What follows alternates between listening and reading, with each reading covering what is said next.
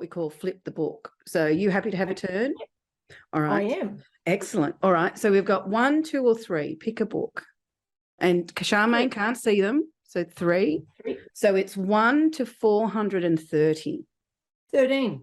13. Oh, this is interesting. So Charmaine still can't see it. So we've got 1, 2, 3, 4, 5.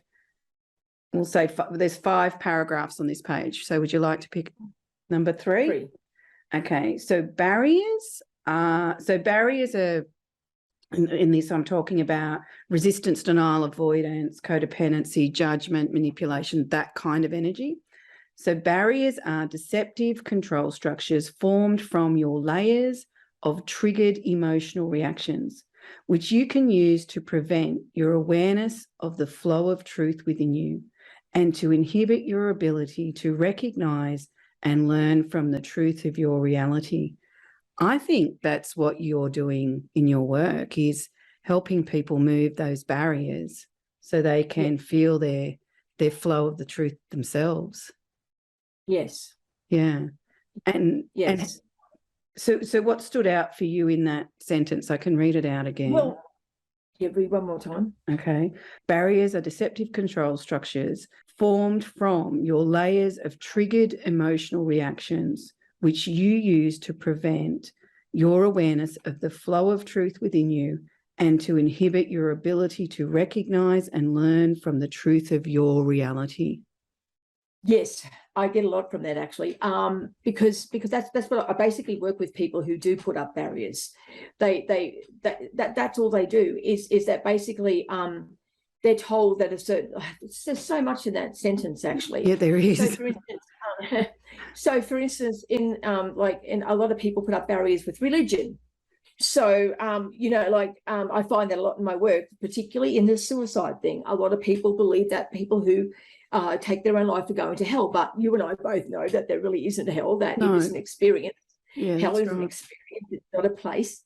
And a lot of people they have barriers on themselves because they believe in one book, they believe in one theory. Whereas I feel that people need to really open up their minds just a little bit more so that they can bring in a lot of different things. And I do find this more prominent in people who are highly religious, that they will not open up their minds. You could probably say that I I've put my barriers up too, because I do close myself off into some spiritual practices here and there. Someone going, yes, us. That's just me. But well, I think we've all got our own. Sorry, I cut you off, but we've all got our own unique paths, and we've got our own own unique way of finding ourselves, and we should celebrate that. We should, and we should respect others, and a lot of people with my work put up barriers too, because they don't want to, because there's no science to mediumship. It's you're a medium or you're not a medium, and I feel like that that a lot of people put up barriers to their own, against their own life in a lot of ways. People refusing to believe in mediumship and the healing of mediumship simply because A, their religion says no, or B, they're too stubborn to come to the party. But in reality, if they were to get a reading with a medium, they would see that their people were still there, and then they could go on such a journey of exploration, of amazement. This is what I try to tell people. I mean, if you don't want to explore spirit and all that is, and we are on 2 journeys. I remind people all the time, you've got this earth journey you're on, right? Yeah. I said, this is the hard bit. And I said, then you've got your soul journey. And your soul journey keeps going, and there's so many different lives you're going to have. And believe it or not, this life will foretell your future life in a way. How you react this life will have some bearing on your next life. So, And I also, so many people put these barriers up though, and it's crazy.